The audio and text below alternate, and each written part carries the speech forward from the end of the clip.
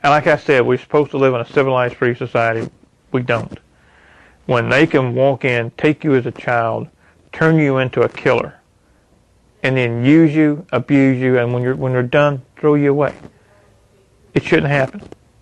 So I sit there and I start taking these puzzle pieces. Now, this fits, this don't fit. And I'm going like this till picture. And I sit back. The lady walks up to the front. The guy walks up behind me. She looks at him and smiles, says, "We've got one." And that's when it started. That is where they were weeding out who's good at this, who's good at that, who's going to be a soldier, who's going to be a psychic spy. Everybody knows that Hitler was looking for the ultimate soldier, that super soldier, ultimate warrior. Hitler was also heavily into the esoteric arts with mind control. And at that time, they started combining the two. Mind control, super soldier, ultimate warrior. They just started putting it all together into one project. And that's where they got me. My kicks in my right leg were 120 miles an hour. My punching power was well over 18 to 1,950 foot-pounds. That'll bust concrete blocks. And I put 3 rounds through the heart of a very high intelligence official. This guy grabs me by the throat, and I just snapped sideways, threw my hands palm down, just threw them down, and screamed inside my mind. The guy goes up and back. I never touched him. I look over and there's George Jr. sitting at the bar with the Secret Service bodyguards, drunk as a skunk, with the Secret Service trying to get him to calm down. Now, that's when I snapped awake. I don't remember driving there. Let's back up and find out exactly how you got into this program. They wanted people who were half Native American and half Celtic, whether it be Scottish, Irish, didn't matter, as long as it's Celtic. The reason for that is that the Native Americans and the Celtics are 2 of the races on the earth that are more superposed to paranormal abilities or psi abilities. Okay, and as a matter of fact, both of these cultures practice paranormal abilities. So it's kind of genetic memory. It's in our genetic memory. Okay. And I thought that's basically what it was. Until about 2 years ago, when I found out that my father was a CIA agent. My father's been dead now for almost 15 years. I never had a clue. But with that new information, it made a lot of smaller tidbits of information and a lot of things that happened in the past. Now it all fits. Okay. Basically, what happened with me is in 1966. I was 6 years old. And both my parents loaded me up in a truck, took me to town. Yeah, it's at the edge. It's dark, it's cold, snowing. I'll never forget the day, okay, because it stands out. Why are we going to a hardware store this late in the afternoon? So we go into the store, and at this time my mom and dad are like not fighting, but they're not getting along. And I've been in this store several times with my grandfather. And we go into the back. I've never been to the back. And there's a door there that if you didn't know it was there, you'd walk right by it. Mm-hmm. So we go in, and here's 6, 7 other kids about my age. And they're all sitting at these tables, like these kindergarten tables, sitting down low with the small chairs. And they all have the same thing. They look like puzzle pieces. Well, this lady comes in that did not fit. Okay, she's tall, she's elegant. The fur coat, come on, this is Eastern Kentucky. okay? Don't happen, all right? And she played a very prominent role from there on, because she's in several of my memories. And she sets me down to play. She says, she gives me a stack of blocks, okay? And what they are is they're puzzle pieces. And says, make me a picture, and walks off. So I look around for my mom, and she's with a guy there who's in a suit who, again, shouldn't be there, okay? And they have a clipboard, and she's signing some papers. At 6 years old, I puzzled, but you don't think much of it. So I sit there, and I start taking these puzzle pieces, and this fits, this don't fit. And I'm going like this till picture, and I sit back. The lady walks up to the front. The guy walks up behind me. She looks at him and smiles, says, we've got one. And that's when it started. I was given something to drink. I remember feeling sleepy, and that's it. So are you saying, did you go home with your parents that night? No, I did not. I see. I was taken directly. This is what I found out later, because once I went to sleep, with whatever was in the drink, the Kool-Aid or soda, whatever they gave me, put me out. My next memory was at 9.5 years old. So you have a blank in your memory right now. Yeah. Now, I have some memories have came back, and I have bits and pieces of memories of what happened during all that. Some very vivid, some I have documentation, some are just memories that are there, okay? And then from there... At 9 years old, why do you remember 9 years old? What happened then? Because I had to take a stint in a hospital. A hospital here, the University of Kentucky. They did some type of procedures that no one's ever really been able to explain to me. Even as an adult, I tried to get the records, and no one will release those records to me. And from there, I had a couple of years as a kid where everything seemed okay, a lot of paranormal activity going on and all that. Then at 14, I'm gone again. Gone to the hospital? No, gone. Memories, gone. Oh. Okay, so looking back, though, you basically feel that you were trained as a soldier during that time? Yes. Could you describe some of the training to us? The easiest way to do that is to back up for 1 second. Sure. Imagine Project Talent, the people in Project Talent, being sent to school. Okay.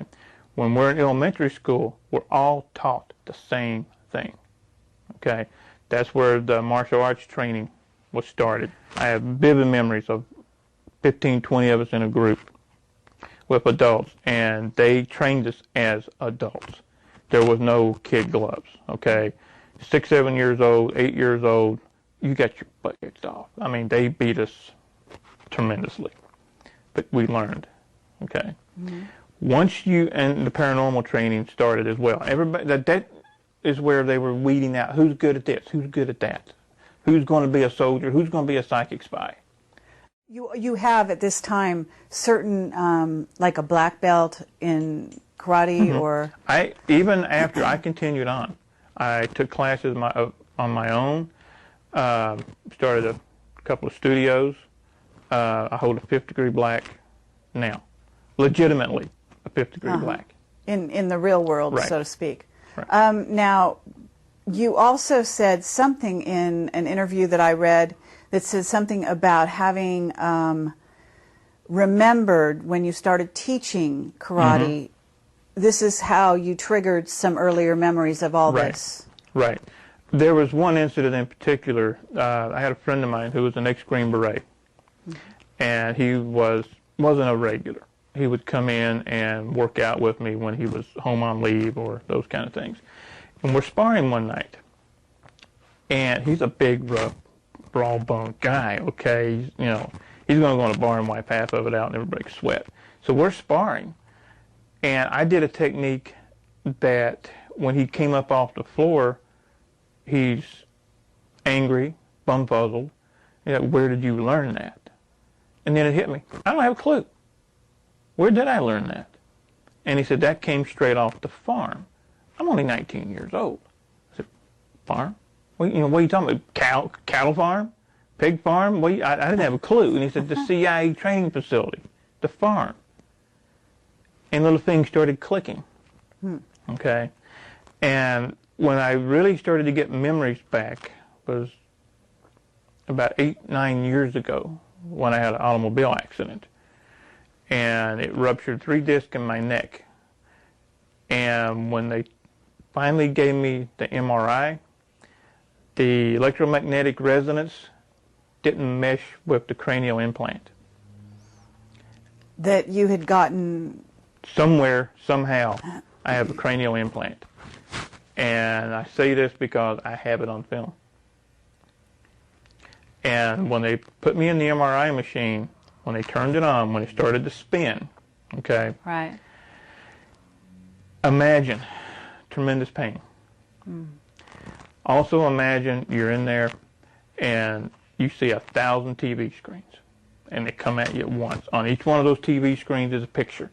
Each picture is a memory. And it's just coming. That's amazing. That's how I started to get total memory again. And now, I don't know, was this also correct? You were screaming and the engine, yes. the MRI blew up? Or? The MRI the machine itself caught on fire. That's what actually brought me out of it. Because I'm there in nothing but my underwear and a gown, holding my head, screaming bloody murder. And I noticed smoke, okay? And the techs come out, nurses come out, and they grab me, and they want to do all this to get me out of there. They start with the fire extinguishers and all that. Wow. Now, do you have the cranial implant to this day? It's still there. It's still there. It's just, from what I understand, it's not working. Oh. And what makes you think it's not working? Because I haven't been used anymore. I haven't had the blackout spell and be gone for 3 or 4 days or a week with no memory. Okay. They stopped. This one is dead center in the brain. It looks like a grain of rice, and it's just dead center in the brain. So it's right that there. small? It's that small. Wow. And I've had it checked through independent sources, and they look at it and like, you got a problem. It's got to be removed. Man, you're going to die. I said, no, it's fine. Don't worry about it. I don't tell them what it is. Okay? I just want their opinion. I want to hear what they have to say. I don't say anything unless I have the proof, or I have someone else who's willing to sign a deposition saying that they were there, they saw it, they know. If I don't have proof, I'll say, this is what I think. Okay. So back when you're a child and you go to the hospital, you said, did you have something going on with your body that they changed at that time? Do you know what happened? I remember going through a procedure, okay, and I remember waking up, and the machine, so this would have been 1969, okay, and I remember the machine was about the size of this table, canvas wrapped, and they were bringing it down on top of me, and it would get hot. And I wasn't supposed to wake up. I was supposed to be drugged completely while I woke up in the middle of it. And I remember being dozens of tubes laying to each side of me where they had been plugged in one at a time. Wow. Now, what happened? I don't know. Now, did you have uncommon strength, or were you, did you notice drastic changes in your outlook towards reality? I mean, at 14, this is probably hard to tell, but, as time went on, do you think that you developed at a different rate than other children? Yeah. Because of maybe some of this? I think so. I've always been stronger, faster, more endurance than anybody around. And that is also the same with all of us that came out of these projects. That's part of the super soldier structure. They want the super soldier to be just that super, beyond normal, faster, stronger, more endurance, pain tolerance, et cetera, on and on and on. That's what they want. So can you tell us what abilities you have? But if at the peak of your performance, if you want to call it that, what do you think you were capable of? Physical ones, yeah, I've kept. The paranormal abilities, I have kept some. The main paranormal abilities come out when the alternate personality comes out. That's one of the things that they did to us. They gave us alternate personalities. So we were trained in the alternate personality. I have witnesses that have saw me bust heavy bags with one punch. You're not supposed to be able to do that. I was measured for punching power, speed, and everything at Burlington, Wisconsin, at a facility up there. It's no longer there. That did all the testing for the pro sports, for the football teams and all that. My punching power, at this time, my weight was 175 pounds. And when are we talking? How many years ago, or what year, if you, generally speaking? Let's see. 1984. Uh-huh. In the spring of 1984. Okay. And the testing came out as unreal. My punching power was heavier, stronger than that of a super heavyweight boxer. My kicking power and speed was even more than that. My kicks in my right leg were 120 miles an hour. My punching power was well over 18 to 1,950 foot-pounds. That'll bust concrete blocks. Okay, now in terms of your psychic ability, what were those abilities? My primary psychic abilities, and the ones that I have kept in this personality, is being able to get in someone's mind, being able to foresee what's events in real time. And when I mean get in someone's mind, I don't mean reading their mind, read their thoughts, hear their thoughts. It's more of what some people that I work with now we call picting. We see pictures of their thoughts. Like you may be thirsty, thinking about a soda. I'll look at you. I'll see a Pepsi can. Okay, that's what happens. And these type of abilities to a fighter, a soldier, or an assassin, think of the edge that gives that person.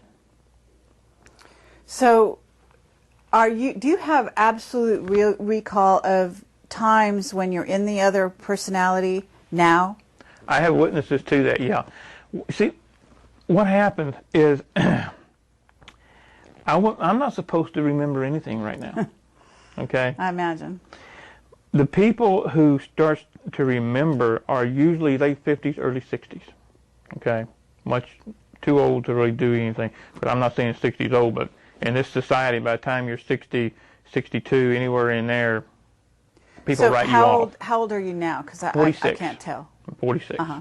I know. No, everybody says you don't look 46. That's one of the other traits that we have. Mm-hmm. None of us look our age. Longevity. Yeah. Okay. Most of the people who when they start getting their memories back, when they get their memories back is when the personalities begin to mesh. They're no longer personality A, personality B anymore. They start going together. So when all these other memories start coming in, meshing with the other memories, they go nuts. Most people. So most of these people committed suicide. Okay. Okay. And now the ones who didn't wind up in asylums. Is it possible, Duncan, that they could also have been programmed to commit suicide? Yes. Like a kind of self-destruct when no longer useful? Mm-hmm. Uh-huh. Absolutely. So you kind of have beat the system in a certain sense. Mm-hmm. And you must have had struggles. So what's keeping you going, and what is it that you think allowed you to sort of maintain? Hmm. After the car accident, we moved from this area. We moved to upstate New Jersey. I was never supposed to lift anything over 5 pounds again. I was never supposed to be able to hold my arms above my head. That's how serious the neck injury was. 2 o'clock in the morning, I'm sitting in my apartment in New Jersey, and this little voice comes in. Says, "What the is your problem? What's wrong with you? You wimp, you're going to give up? You've been a fighter all your life. Get up and fight." I started doing push-ups that night. A year later, I'm fine. So you basically brought yourself back from your injuries. The injury's still there. I can go to a neurologist right now, let them do an x-ray, and they'll look at me and say, "You need to be in surgery today." Okay? Huh. but I refuse to go. The pain is still there. I live with pain 24/7. And again, if this hadn't been done to me as a kid, yeah, I'd probably be taking pain pills on a regular basis. But you're not. I take nothing. Mm-hmm. So now I'm curious because you have this tattoo on your arm. It looks actually kind of beautiful. Is this something you got in Vietnam? No. This was supposed to be one of a kind. It's my design. Really? This was something that came to me in a dream, actually. Wow. And I designed it. Is that a dragon? That's a dragon. Uh-huh. And I had a tattoo artist do it for me. And it stayed one of a kind for a couple of years, and then all of a sudden I started seeing it out, and she does have her work on a website. Uh-huh. And then I'm walking in the Walmart across the street of all places about 6 months ago, and there's a paperback novel, and that's on the front cover of the paperback novel, identical. And you designed it? And I designed this. Wow, cool. It's very nice. So what happened in Vietnam? Because you have an amazing story about that. I was in North Vietnam twice that I know of. Okay. Some of these areas are still murky because, like I said, I keep finding out more things every day. Okay. Once when I was 12 years old. Okay. I know people say, "My God, 1972. You were in Vietnam in 1972." Actually, we weren't in Vietnam. We were in Cambodia. Okay. We weren't supposed to be in Cambodia.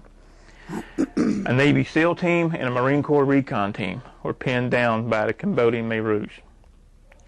They called in for reinforcements, somebody to get them out.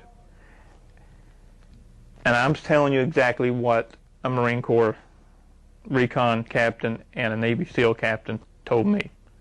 Now, I have my own memories of it, but I saw it from my point of view. I'm going to tell you from their point of view. A black helicopter, a Huey, lands. 12 kids come off the chopper.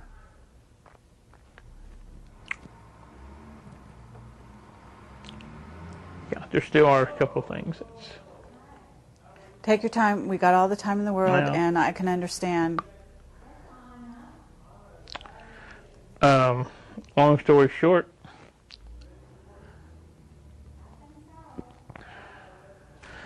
we came off the chopper, formed a semicircle,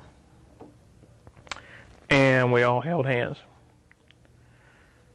Were they all boys? No. Were they all around the same age? Yeah, I was the oldest. Okay, so all around the age of 12? Anywhere between 9 and 12. I was team leader Okay. on that.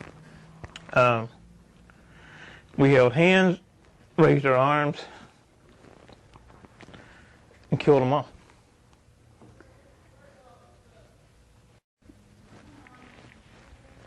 Who did you kill? Every Khmer Rouge soldier within 20 miles. How is it that your powers were able to target the other side and not? I wasn't the trying to think of the phrase. I was like the lead battery, but I wasn't the one who did the Who targeting. aimed. So you didn't actually aim your power. You guys were the power. Someone else did the aiming. Was it the kids that did the aiming or someone else completely? One of the other kids. Oh, yeah. Okay. Now, did you know the other kids? Mm-hmm. At the time you knew the kids? I know one right now. Do you? Mm-hmm. Okay. Now, is this person willing to come forward or not? Not this one, no. Are they even aware that they're one of them? Mm-hmm. Are they? Yeah. Wow. Okay. Well, I mean, we really appreciate that you're sharing this with us because this is obviously a huge thing, and people never like to talk about the sort of negative side of the powers of the mind, but obviously this is one of the applications, and there's no reason to hide it. It's not that. It's funny. I've done a lot of things that were not of my doing, not of my making. Mm-hmm. Some of them bring out an emotional response. Some don't. Some are kind of like, so what? And some I have no control. And I go through this little emotional, and then I'm okay, and then I'm fine with it. Sure. You know, it's like, I can't cry on command. Believe me, I've tried. Okay. But the way it was explained to me, it makes perfect sense. 12 kids. Imagine 12 batteries. You have one battery, you might get nothing. Add 2, you get a jolt. Add 3, you get a burn. Add 12, you get electrocuted. That's basically what we did. The 12 of us joined up through everything, kind of the semicircle, start from the center, because I was in the center, like this, out. And that's what happened. And this is something you guys were obviously trained to do. Right. Do you have a memory at all? Has anything come back of your trainers? Remember the lady in the hardware store? Yeah, she figured very prominently when I was young. The next memory I have of her is in a lab coat. And I'm in this house. It's been described to me as the mansion. And I have my couple of ideas where this place is or was, but I have no proof. Okay. I'm in a hallway, and there's green and white tile. These 12 by 12 tiles is on the floor. And I'm doing something that all of us that come out of this has the same trait. We don't come down on one knee or anything like that. We squat. Makes no sense in some ways, but in some ways to us it does. When we squat on the balls of our feet with the arms out loose, almost like an animal. Okay? Okay. About 10 feet away, I have a small water bucket. And what I'm doing is raising the bucket, trying to turn it over, sit it down gently. Raising it with your mind or with your hands? Correct, just with my mind. I see. And what I'm doing is I'm raising it, turning it about halfway, and it's just dropping. I'm not getting it, okay? And I look around, and this lady's behind me with her clipboard, taking notes. And I tried to get a response. I looked at her trying to be nice. I said, I've almost got it. And she basically just looks down, snarls, and walks off. There was nothing nice about any of this. Wow. So, okay. You said you were in Vietnam twice that you remembered. What was the second time? The second time, all I remember is being shot down. We were taking off in a Black Hawk. No, I'm sorry, not a Black Hawk. That was that's another incident in a Huey, and we got about 10 feet off the ground, and took some anti-aircraft fire, and we went down. And this Navy SEAL captain, who we've talked about, is the one that pulled me out of the chopper. Oh. So this is the guy, the witness that you say is also witness to the Vietnam incident that you told us with the kids. Correct. And he was in charge of where was he at the time? The easiest way to tell you about this guy, his whole family was CIA. Okay. He was one of the most decorated and had one of the best kill records in Vietnam. His abilities as a sniper were unparalleled. And then at the same time, he was also a sailboat captain, because he pulled, I think, 5 or 7 tours in Vietnam. So, but he wasn't messed with the way you were, I'm assuming. He does have some memory gaps, yes, but not to the extent that I have or some of the other. And how did you guys hook up? When I started getting my memories back, I started looking for him. Because you knew who he was? I mean, now you remembered from the age of 12 who he was? Yeah. I remembered his face, and I knew, being what he was, he's going to only be in certain circles. So I started frequenting those circles. And I finally found him, and we sat down at dinner at a casino, and started trading stories, and that's history. Wow. That's great. Is he willing to come forward on record? He is, yes.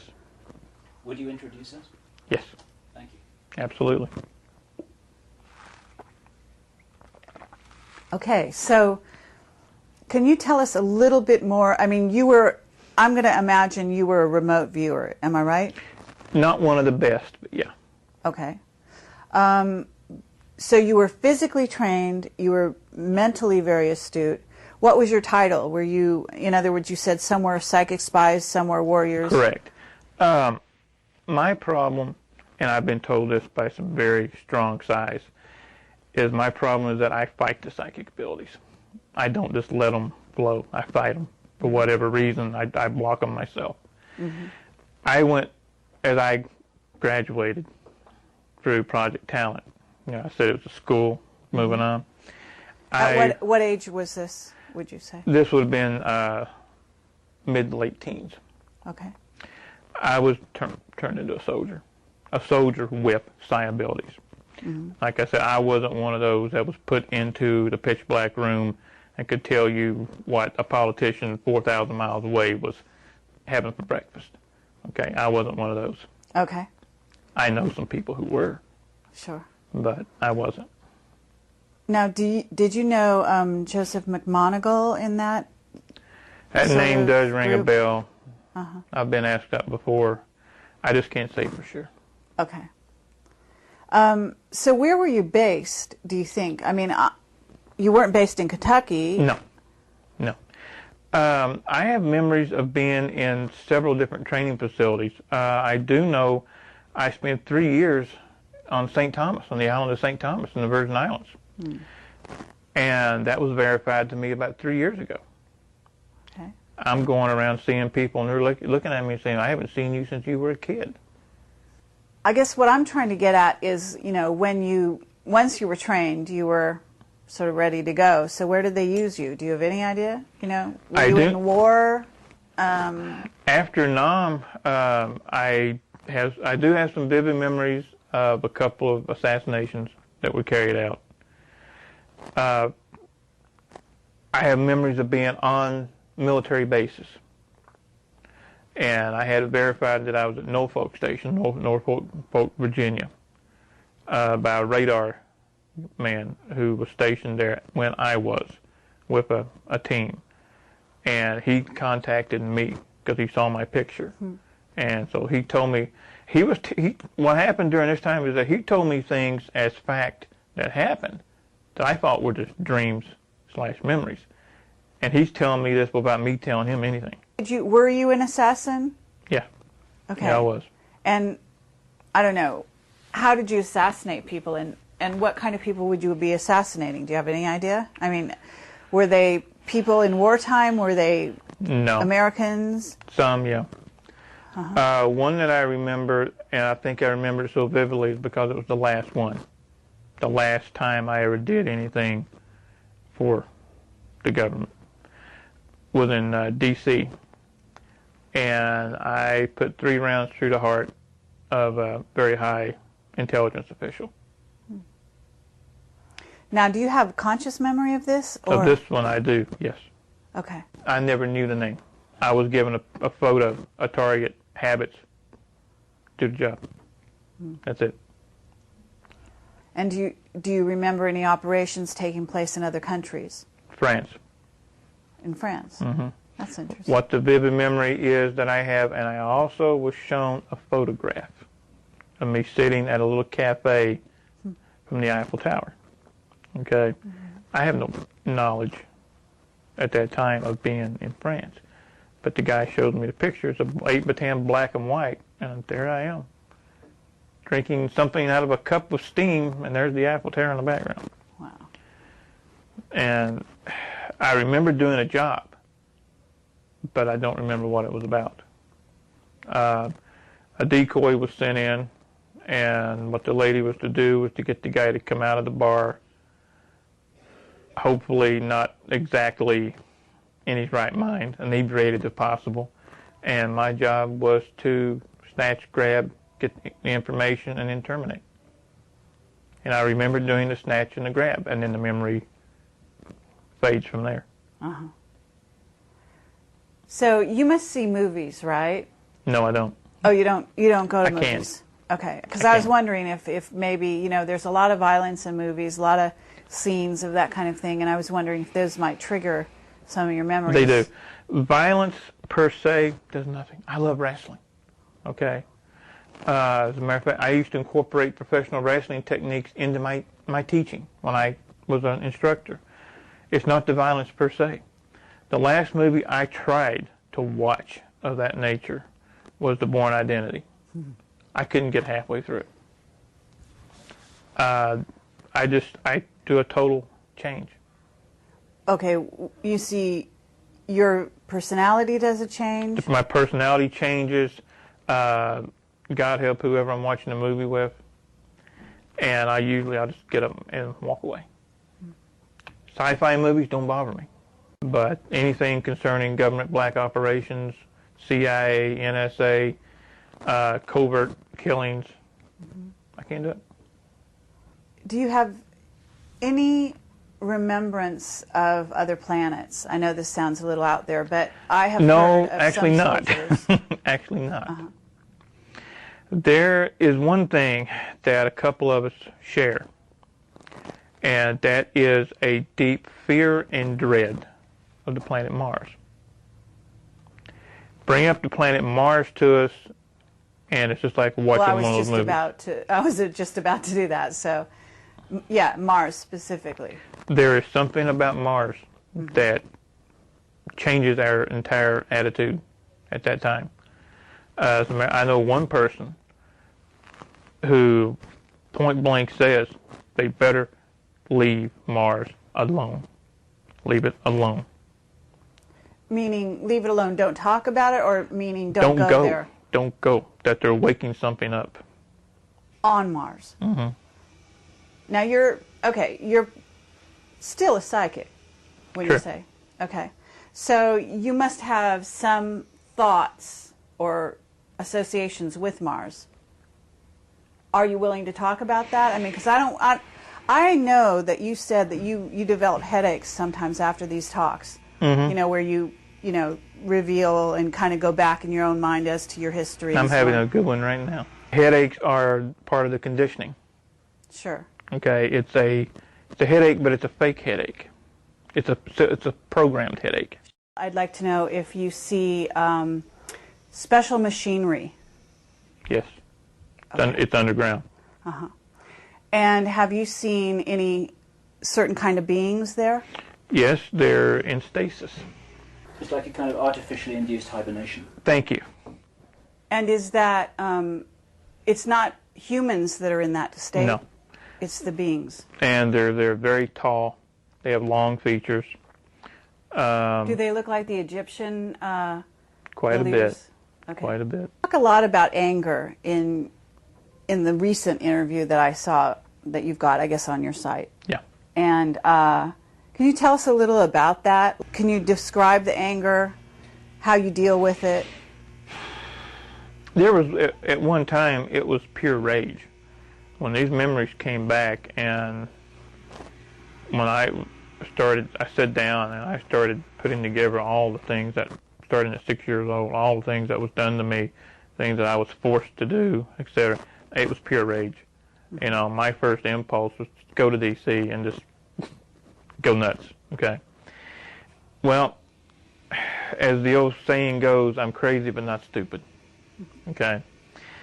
And as a fighter, I was trained, channel your anger. Don't let your anger channel you. Mm-hmm. And that's what I started doing.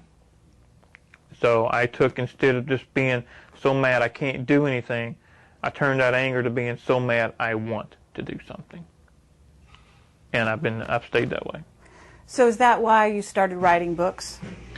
No, actually I started writing as just kind of my own therapy, just to get it out. Mm-hmm. And I had never written anything. And somebody read some of it and said, this is pretty good, you need to keep it up. And so I did. And now you've got a book coming out, isn't that right? Yeah, Deadly Awakening. It's about everything we've talked about here, plus all the side streets that we don't have time to go up. It's supposedly going to be turned into a movie. Okay, that totally caught me off guard. So. Well, that's wonderful. You know, that's very exciting. In terms of telling your story to a wider audience, what would you like to result from that? I would like to see enough people wake up to march on Washington and say these projects stop and hold the people accountable. Okay, there's not going to be class action lawsuits. There's not going to be prosecution. That's fine. You know, I got over that years ago. Everybody else involved needs to get over that. Just hold them accountable and stop it. Okay? Do you think this is still continuing this day? Yeah, absolutely I do. Do you have any information about in what form these projects are continuing? I remember think you said in the 60s there were 1,000 kids, of which there were there are only 60 left. In 1966, there was supposed to have been 1,000 that were taken worldwide that was in my group, as it were. There's only about 20 of us left now. You know, I think what I have to explain, we were actually at 6, 7 years old put in survival of the fittest. Okay, our personalities were split. Any normal kid, any normal person would not do the things that we did in their right frame of mind. So they had to split our personalities, and they had a clean slate with that new personality. Had no rhyme, no reason, no right, no wrong, no concept. So they made it into what they wanted it to be. This is how they split my personality. Now, I don't know. I'm sure they did the same identical thing to other people, but I know for a fact not to each one. There were different techniques for different people, different kids. Now, the way it was described to me when I was a kid is it's your treatments, almost medical terminology. Imagine being 6 years old, and this is one of the funny things. I can talk about this with very little emotional because it was done to me, not something I did to someone else. You're strapped naked to a wooden chair. Arms out like this. Here, you're strapped here, here, and here. Your fingertips are spread open. Things are inserted here. So you can't do this. And I know you noticed, because I saw it in your mind and I saw it in your eyes, I have a phobia about my fingertips. What they did is they inserted needles underneath the fingertips. That's bad enough. Hook those needles up to electric current, turn it on. Waterboarding is where you basically drown the person and then bring them back. In my case, they did 2 ways: strapped to a chair and would take a water hose and just spray it. You can't breathe, and then you're gone. Then they bring you back and all that. And then I remember having my head dunked. That's why I don't swim. Now, what would be the purpose of that? To cause pain, intense pain. What happens when the body and the psyche goes through the amount of pain it can tolerate? You black out. You pass out. You faint. Well, the Germans brought over a drug with them. Once injected, it blocks those receptors. You can't black out. You can't even force yourself to faint. So once the psyche has gotten to a point to where it cannot take any more, you have 2 choices. Split off into another personality to save yourself, or die. Okay, I understand. When the pain becomes too much, the way you're able to survive and stay together mentally is actually to go someplace else. Exactly. And you go so far someplace else that you're actually in another, you creating another part of you. Exactly. You create a total separate individual to where they can pull out that alternate personality. Now, 1 second I'm me, next second I'm somebody else. Now I'm back to me. That's how they wanted you. Have you seen Manchurian Candidate? No. You never saw that? No. Okay. Well, if I refer to that movie, I don't know if you know what I mean, but I know what Manchurian Candidate is. You yeah. know what it's about. Yeah. Okay. Is it possible that you could be activated by a phone call, say? The last time that I did a job, that's what it was. I got a phone call in the middle of the night. Can I be activated now? I do not think so. They burnt the chip out. Okay. Do you think it's a tone? Do you think it's words? I mean, do you have any idea what it is? I think it it's music? a combination, and I think it's more than one. There's, in order to open a combination safe, you've got to have a combination, which is more than one number. So I think what they did, they set up, you have to have a system of checks, balances, and fail-safes, to where if you're watching TV and all of a sudden you hear the correct word or whatever, you freak out, kill everybody. Then you will start seeing this happening everywhere. There has to be a fail-safe to keep that from happening. So I've always thought that it's a combination of words, tones, numbers. I see. What have you. But what happened during this night is I was in bed. My wife and I were in bed. The phone rings. I reach over, pick it up, put it to my ear. No more than 3 seconds pass. I hang the phone up. I get up. I get dressed. I leave. I'm gone 3 days and 3 nights. And at that time, we lived exactly 11 miles from the airport that you guys passed coming here. Oh. When I came back 3 days later, there was only 22 additional miles on the car. I went to the airport. But you have no memory on where you went. I went to D.C. This is when I went to D.C. and did a termination job on this individual. Now, what year was that? 1985. So this is quite a while ago. Yeah. And here's something that I'll tell you guys, I didn't want to put on the tape. I'm sitting in a Mexican restaurant, very nice 2-story Mexican restaurant, and I hear somebody laughing. This was before the president now was the governor of Texas. I look over, and there's George Jr.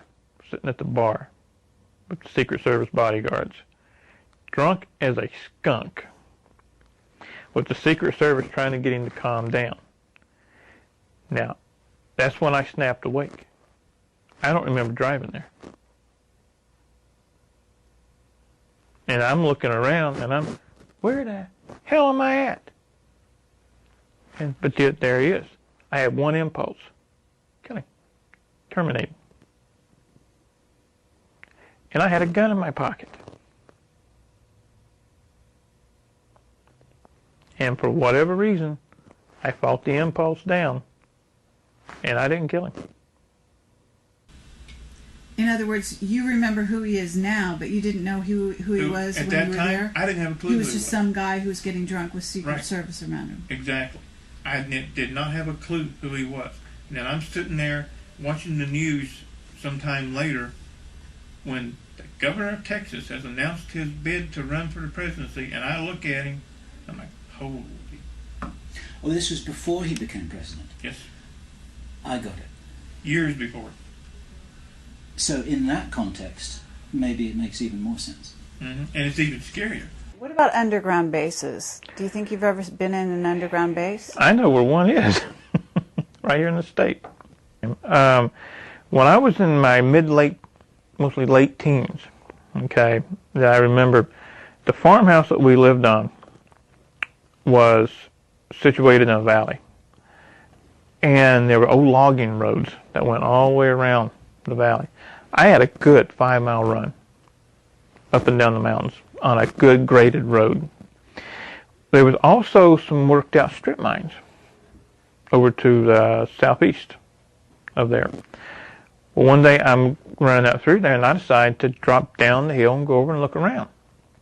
As soon as I do, I can feel the vibrations in the ground. And I drop down, and I put my ear to the ground, the way my grandfather, taught me how to do.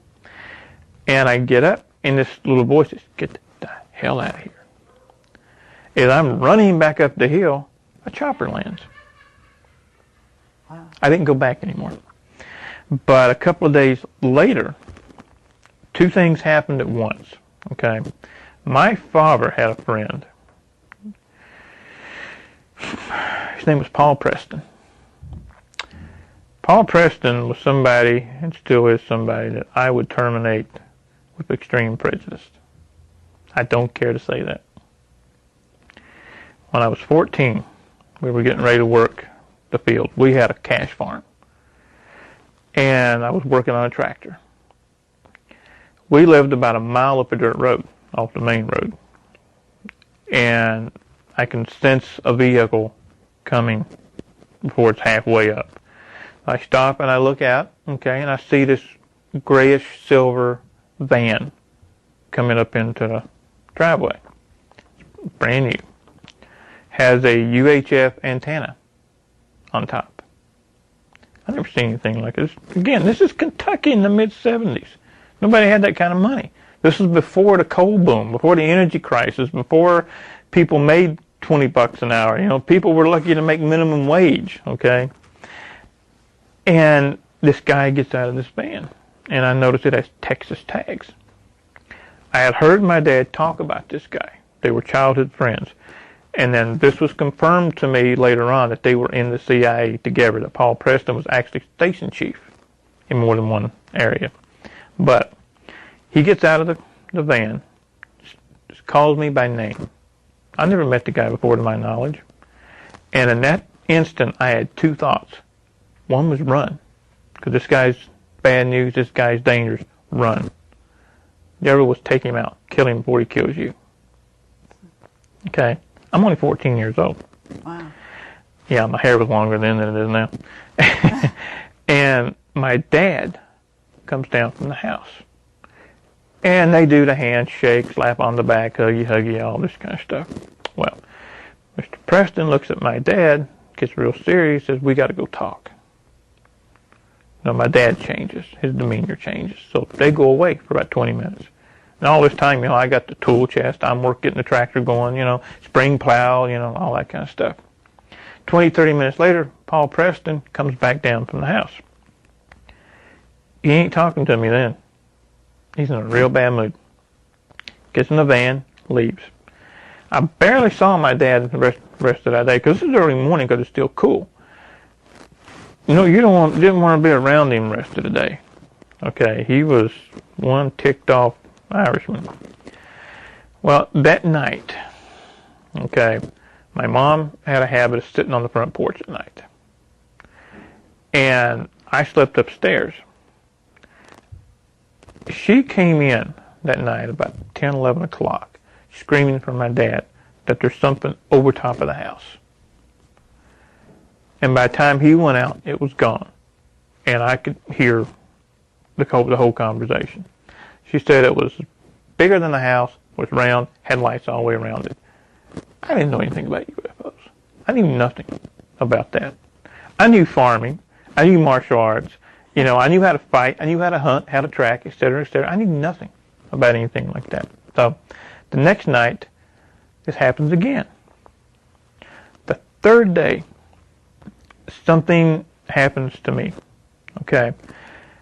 All the time I work and I train. I work and I train. So I'm going 12 hours a day every day. I worked out even harder than I had ever done before. And I think the reason being is to go to bed early, because that's exactly what I did. I went to bed early. That night,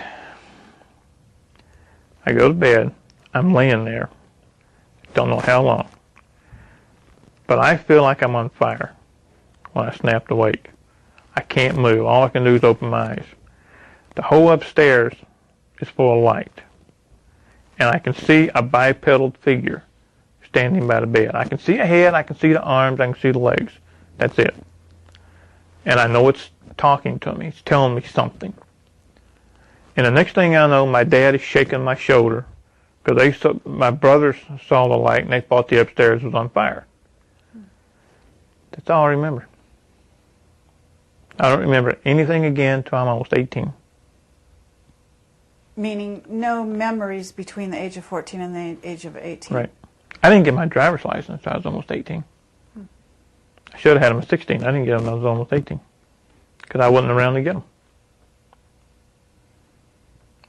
Do you remember what the being looked like other than 2 arms, 2 legs? That's all I could see. A torso, 2 arms, 2 legs, and a head. Not an oval-shaped head, but a head-shaped head. A normal shaped head. I'd estimate maybe 6 feet tall. And it was white as well, but a paler shade of white than the rest of the white in the room.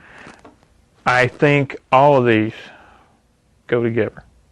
The visit from Paul Preston, the craft over the house, and then my leaving again.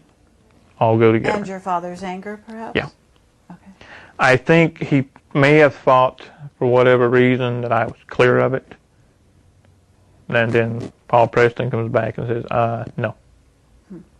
I don't think he had a choice in the matter. The only anger I have with them is not coming out and telling me something. Okay? Especially after I'm an adult, and I start getting memories back, and I start saying, okay, what gives here? I know this isn't what happened. I know this wasn't right. What gives? I think I deserved more of an answer than can't tell you and leave. The first thing I did is when I started getting memories back is I started looking up old friends. And I would ask them, during this year, 73, 74, 75, where were we? What were we doing? I have memories of doing things. And every one of them, to a T, said, we were doing this. We were out doing this. Well, I remember that. They go, how could you? You weren't here. And one guy even went so far as to say, we went up to the farm to pick you up one day to see if you wanted to go away. We hadn't heard from you. Your dad ran us off. So what I had of those years were false memories. The memories I had of camping, going to the Dairy Queen, that kind of thing, were implanted.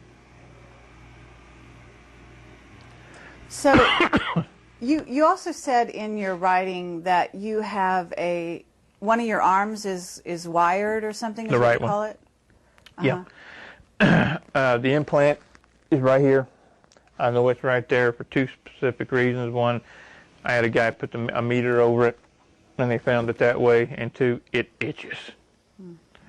And what it is, I call it an enhancer. It increases physical strength and speed. There's like wires that run from it that go down the arm out into the fingers, and it's only in this shoulder and this arm. It's not body wide. I wish it was, but it's not. This is the hand and the arm that I've busted many heavy bags with. As a matter of fact, there was an incident to where I grabbed a guy who was a good 40 pounds heavier than me and just straight up off his feet. And then when I realized what I had done, it just dropped. It's like it's tied. I don't know the science of how it's tied in. I really don't. But I know that it's tied in with the fight or flight scenario. When there's danger, it kicks in. If I feel threatened, it kicks in. The throwing of energy, yeah. That one freaked me out when it happened. I had a job in Lexington, a place that was, at that time was called the Community Kitchen. There was no kitchen. What it was a facility for homeless, indigent, that kind of thing. We had doctor's offices, we had social service offices, showers, clothing, all that. But it was also a haven for pushers, users, abusers, rapists, killers, you name it, they came in there. We could have 60 to 100 people in the facility at any one time, and I was chief of security. And we had a fight that broke out. I mean, it was nothing. We'd have 3 or 4 fights a day, okay? But we had 2 girls get into it. They fight worse than men, okay? And my partner had one holding her down. I was holding the other one down. And when I say holding them down, I was just sitting there with one arm on her shoulder. Okay? She was laughing about it. And the next thing I know, I look up and I see this extremely large man standing over top of him, and he's got 3 or 4 friends with him. And he's giving this routine, I'm giving you the count of whatever to get off of her, I'm going to do this. Well, I snapped. I'm on the ground. I look up, I see I'm outnumbered, outgunned. I changed. Normally, I would have just rolled out of the way, got up, started cussing him right back at him, threw him out the door. No. I stood up and hit him. And the witnesses there said I didn't just hit him once. I hit him 12 times in a matter of a second. It broke his neck. His neck was as big as my legs. And it just snapped his neck. Well, when that happened, the whole facility went berserk. It just went, half of them were coming at me and my partner, and the other half was using it as an excuse to get whoever they didn't like. Mm-hmm. And it's during these times that something happens that I can't explain. It's like I step outside of space and time. Everything turns black and white. Everything goes slow motion. It's like I've got all the time in the world to go from point A to point B because this guy ain't moving. Okay, and it's like I'm just walking through, bam, bam, bam, guys going down, and then I'm grabbed. This guy grabs me by the throat, and I just snapped sideways, threw my hands palm down, just threw them down, and screamed inside my mind. The guy goes up and back. I never touched him. And when that happened, that ended the entire fight. Because I'm standing there, and I'm looking around, and I'm suddenly aware that everybody's staring at me. And somewhere during this time, the cops have been called. So here come the cops, here come the ambulances, the paramedics. And I talked to one of the cops, give the report. Half of them are taken to the hospital, the other half are barred out, some are taken to jail. And I went to the nearest bar I could find. And I sat there because I didn't know what to do. I knew something had happened. I knew it was real because people were coming up to me, what did you do? How did you do that? And I'm like, I don't have an answer for you. I don't know. What year was this that this happened?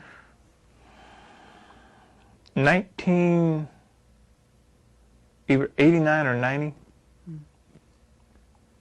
I'm trying to, I worked so many jobs during that time, during those years, which is something else that I've been told is indicative of all of us that came out of these black operations. None of us could hold a job.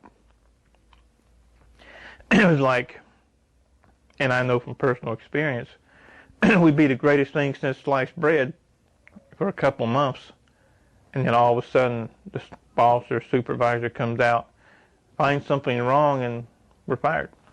What I found out over the years is that that's not unique to me.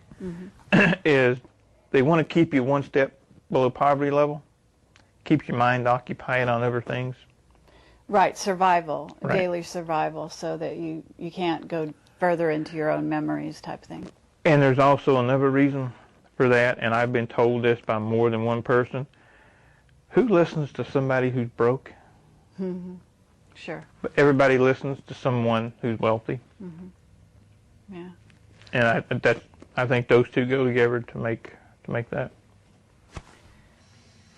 There was an incident which you also reported that you described as a kind of personal teleportation incident, where you went through a wall and you had a witness. Yes, absolutely. What do you recall about that? I get freaked out every time I think about that one.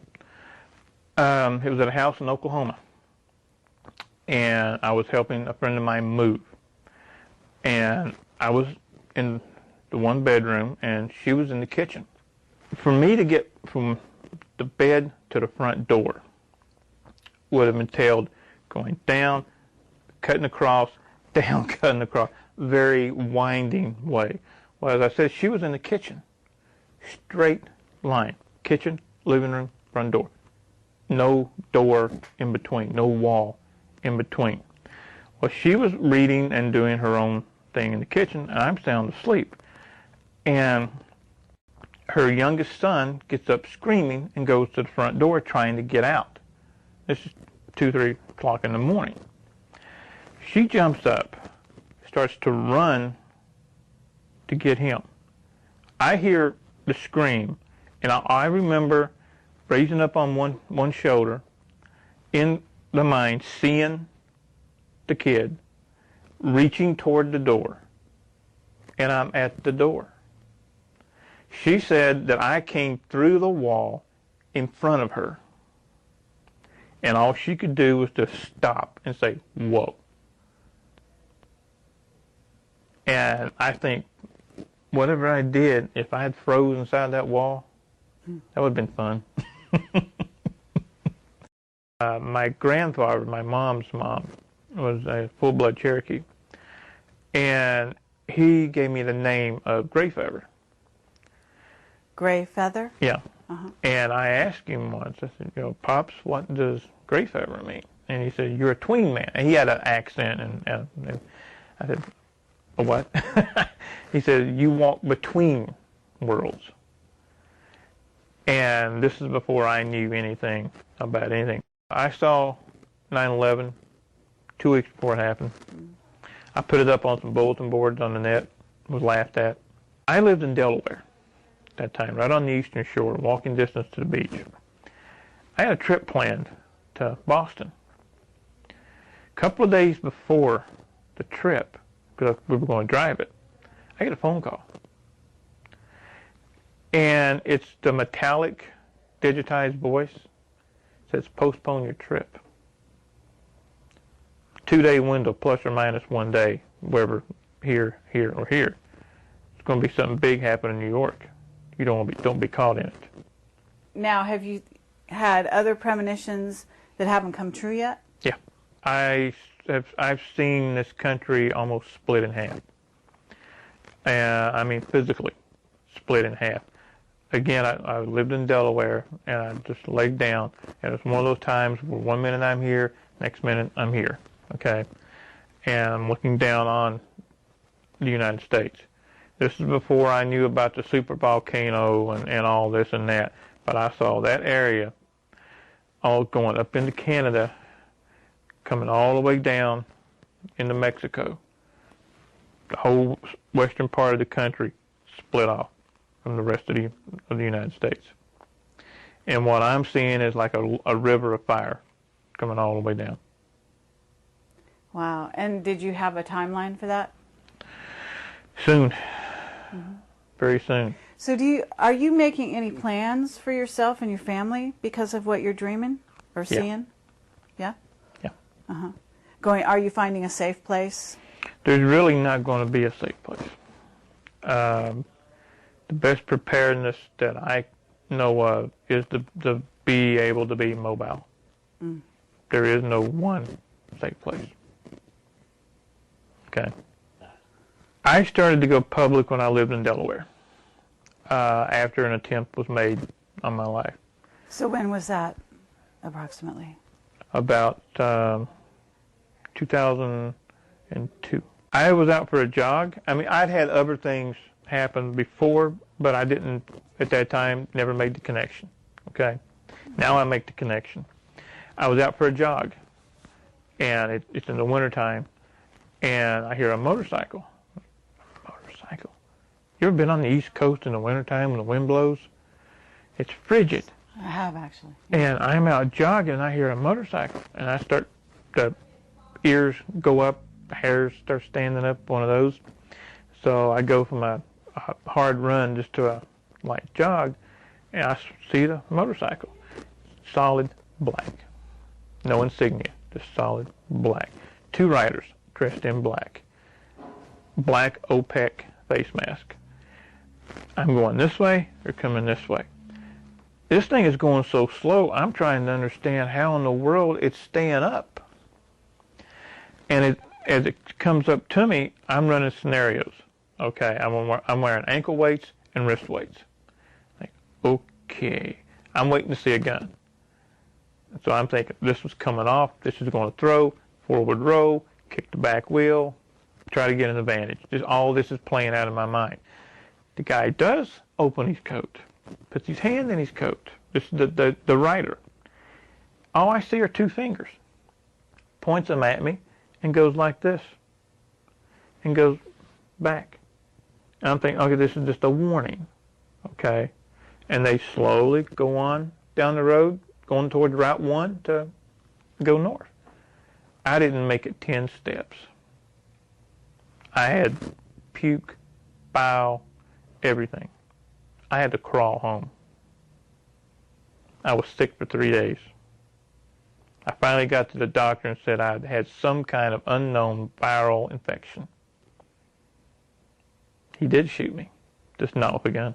I think half the people who hear what I have to say look at it and say, what a lying stack of dung. This is so much BS. There is no way any of this could happen, etc., etc., etc.